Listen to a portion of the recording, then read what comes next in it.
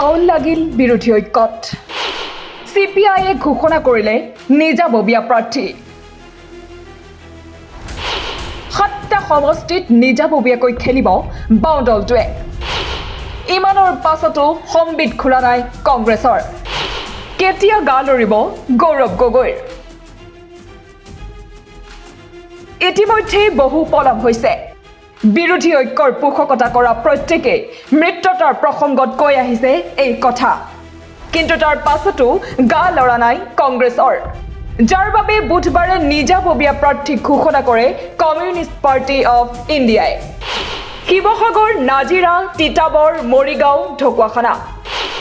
ডিমৌ আৰু গৌৰীপুৰত নিৰ্বাচন খেলিব CPIয়ে এজনীয়া পেনেল আহিছে হেতু কনফাৰ্ম যিবিলাক চাৰিজনীয়া তিনজনীয়া দুজনীয়া পেনেল আহিছে সেইবিলাক আমি যিদিনা ইলেকশ্যন ঘোষণা কৰিব সেই ঘোষণা কৰাৰ লগে লগে আমি ৰাজ্যিক কাৰ্যনিৰ্বাহকৰ বৈঠক বহি আমি এজনীয়া পেনেল চূড়ান্ত কৰিম গতিকে শিৱসাগৰৰ পৰা চাৰিজনীয়া পেনেল আহিছে প্ৰথম আহিছে মদন বৰুৱা সত্যেন্দ্ৰ গগৈ অনুপ গগৈ সুভাষিনী বৰুৱা আৰু ডিমৌ সমষ্টিৰ পৰা আহিছে কৃষ্ণ গগৈ জিতেন বৰপাত্ৰ গোহাঁই অজয় বৰা আৰু নাজিয়া সমষ্টিৰ পৰা আহিছে কনক গগৈ আৰু তালেবালী তাৰ পৰা যোৰহাট তিতাবৰ সমষ্টিৰ পৰা আহিছে বিশ্বজিৎ শইকীয়া ঢকুৱাখানা সমষ্টিৰ পৰা আহিছে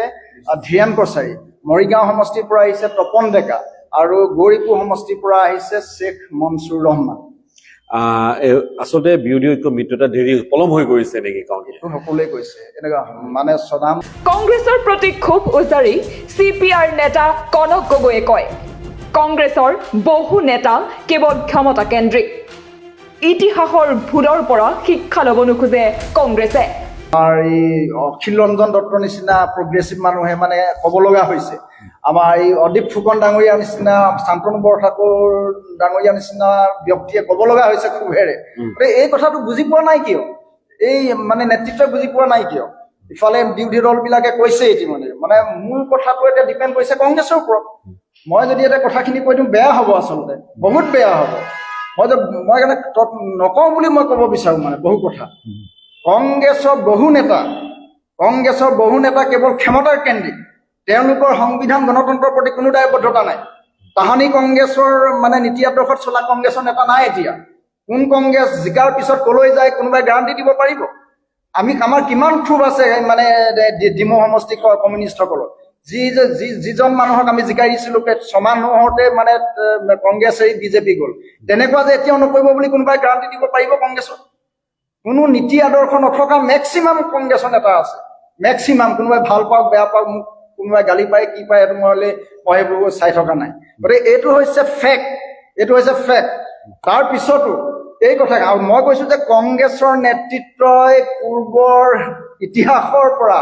আচলতে শিক্ষা ল'ব নিবিচাৰে বহু নেতাই প্ৰথম মানে উত্থাপন কৰিছিলে কমিউনিষ্ট পাৰ্টীয়ে CPI একমাত্ৰ পাৰ্টী যিয়ে 2014 চনত বিজেপি ক্ষমতালৈ অহাৰ পিছত মৃত্যুতা চূড়ান্ত নোহোৱালৈকে প্ৰাৰ্থী ঘোষণা কৰাৰ বাবে ৰাইজলৈ ক্ষমা বিচাৰি CPIৰ নেতা কনক গগৈয়ে কয় মৃত্যুতা কেতিয়া হয় তাৰ সৈতে CPIৰ এতিয়া কোনো কথা নাই 7টা সমষ্টিত নিৰ্বাচন খেলিবই বাওঁ দলটোৱে এক্সিকিউটিভ বহিবলৈ কৈ যদি তেওঁলোকে কৈছে 5টামান দিব বিচাৰিছে আমি কি কৰোঁ বুলি সুধিম যদি তেওঁলোকে এগ্ৰী কৰে আমাৰ এক্সিকিউটিভ মেম্বাৰসকলে তেতিয়াহ'লে অ'কে আৰু যদি মানে নহ'লে আমি 7টাতে থাকিম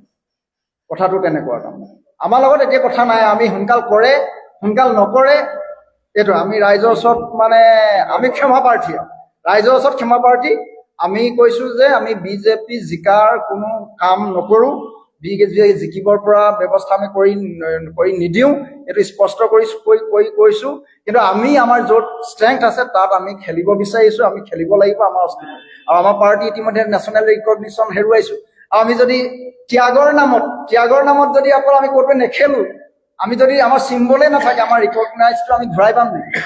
ৰাষ্ট্ৰীয় মৰ্যাদা আমি ঘূৰাই পাম এই মন্তব্যৰে এক প্ৰকাৰৰ বিৰোধী মিত্ৰজোঁটৰ পৰা ওলাই আহিল এটা অন্যতম দল CPI যি সময়ত বিৰোধী ৰাজনৈতিক দলৰ আহ্বান বুদ্ধিজীৱীৰ উপদেশ আদিকো অমান্য কৰি কংগ্ৰেছে মিত্ৰতাৰ প্ৰসংগৰ পৰা ফালৰি কাটি আছে সেই সময়ত মিত্ৰতা চূড়ান্ত হোৱালৈ অপেক্ষা নকৰি নিজাববীয়া প্ৰাৰ্থী ঘোষণা কৰাটো এটা অন্যতম গুৰুত্বপূৰ্ণ বিষয় হিচাপে বিবেচিত হৈছে